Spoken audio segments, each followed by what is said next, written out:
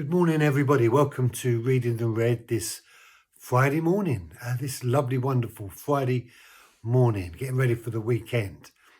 So Matthew 22, and we're looking at verse 3 as we go through this Revelation story from Jesus. In verse 3, we read, "And he sent out his slaves to call those who had been invited to the wedding feast, and they were unwilling to come."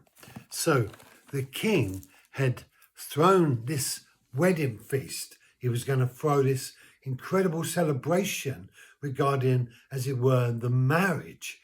And so he's not spared any cost, but has made every kind of provision available. And they go out, his servants go out, and they are inviting those who are invited. But those who have been invited are unwilling to come. It seems an incredible thing that the king has spared no expense. And yet it says here, and he sent out his slaves to call those who had been invited to the wedding feast, and they were unwilling to come. Now, this wedding feast that Jesus is referring to is the great wedding feast. This is the last banquet at the end of the age. Yesterday in Daniel, we looked at the Belshazzar's feast and what a disaster that was. But this is not a disaster.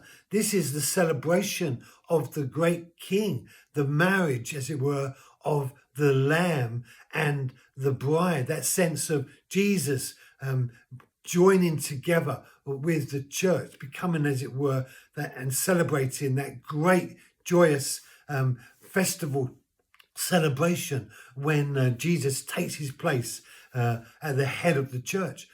But all the people that have been invited, they just are refusing to come. They don't want to come. And we might ask the question, why would someone not want to come to such a celebration? Well, the reason is because although they have been invited, they don't feel welcome. And why would a person not feel welcome? Because they don't feel like they belong. And that sense of belonging is the key to where we spend eternity. If you enjoy being around evil, then you would not want to be going to heaven, because heaven is not going to be filled with evil but good. But if you long to be around good, then you will want to be around God. You will want to be around heaven.